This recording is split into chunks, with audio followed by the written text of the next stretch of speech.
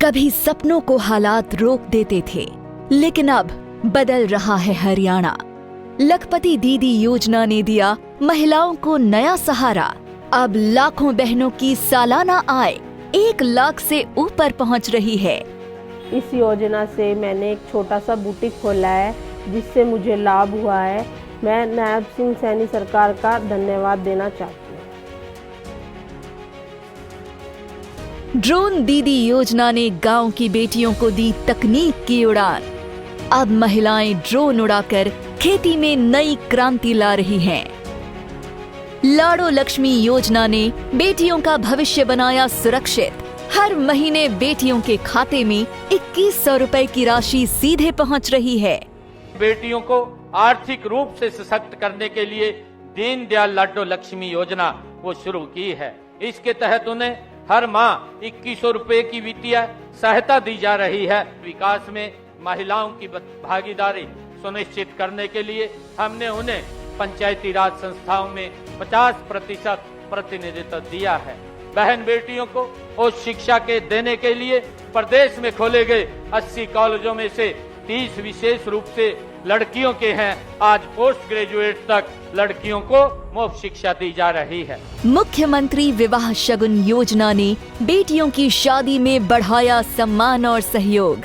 अब 71,000 रुपए तक की शगुन राशि से बेटियों का विवाह हुआ और भी गरिमामयी। जब महिलाएं आत्मनिर्भर हों और बेटियां सुरक्षित, तभी सशक्त होगा हरियाणा। मित्रों, प्रधानमंत्री श्रीमान नरेंद्र मोदी जी के नेतृत्व में पिछले 12 वर्षों में कृषि के क्षेत्र में अभूतपूर्व प्रगति हुई है। हम जानते हैं एक जमाना था तब भारत अपने गेहूं की आवश्यकता के लिए भी PL 480 जैसा लाल गेहूं मंगा के अपने देश की जनता को खिलाता था।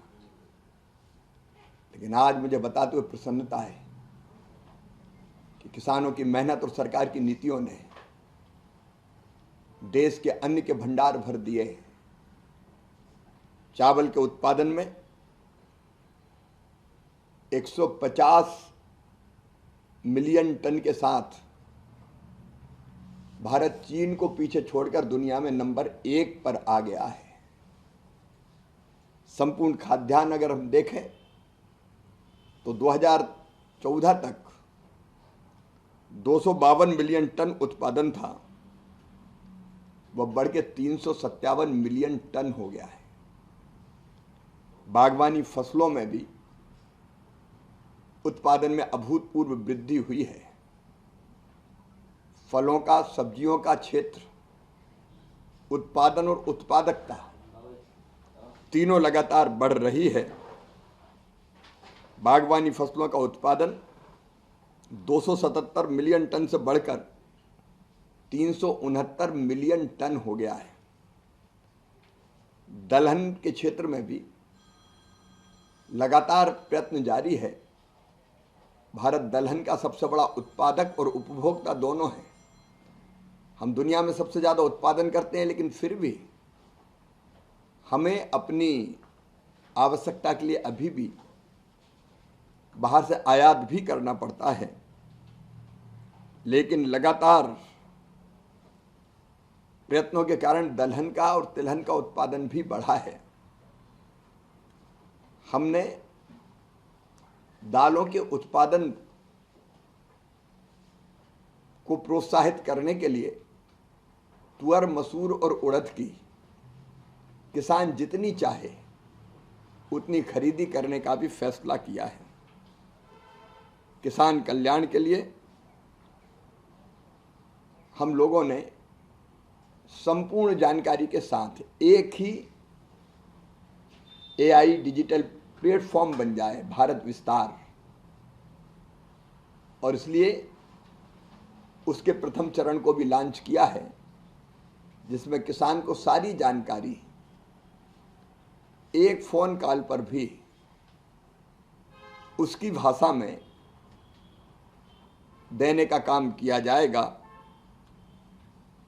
पिछले वर्षों में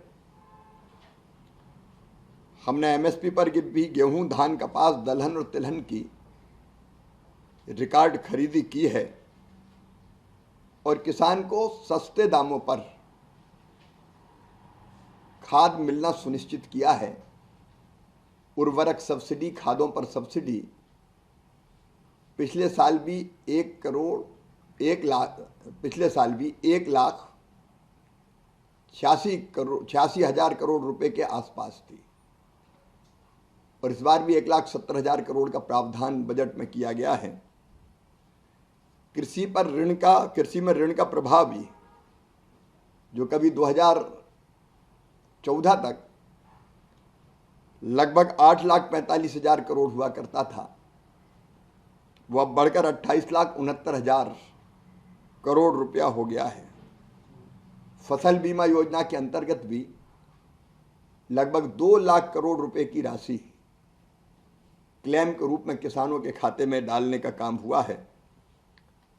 और इस साल कृषि बजट भी, जो उस समय केवल 27,000 करोड़ रुपए हुआ करता था यूपीए की सरकार के समय, यह बढ़कर 1,40,000 करोड़ से अधिक केवल कृषि का, इसमें उर्वरक सब्सिडी, इसमें बाकी चीज़ें अगर जोड़ेंगे तो वो बहुत ज़्यादा है। और आज मुझे बताते हुए प्रसन्नता है कि हमारी एक योजना प्रधानमंत्री किसान सम्मान निधि, ये लघु और सीमांत किसानों के लिए एक बड़ा संबल बनी हुई है। और 13 मार्च को हमारे यशस्वी प्रधानमंत्री श्रीमान नरेंद्र मोदी जी आसाम की राजधानी मां कामाख्या की नगरी गुवाहाटी से लगभग 9,32,00,000 किसानों के खाते में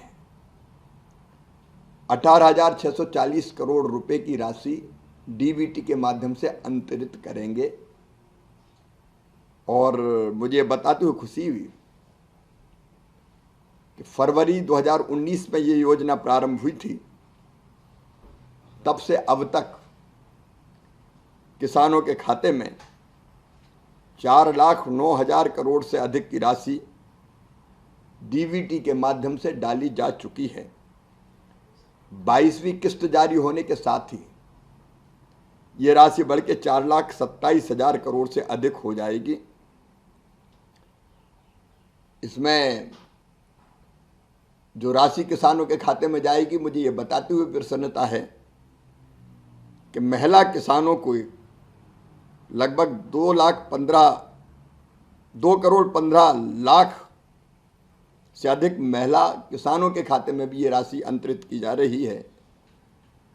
और अनेकों अध्ययन ये बताते हैं कि इस राशि से कृषि में निवेश बढ़ा है, बहुत ज़रूरी कामों के लिए किसान की निर्भरता ऋण पर कम हुई है और ग्रामीण अर्थव्यवस्था को भी इससे मजबूती मिली है।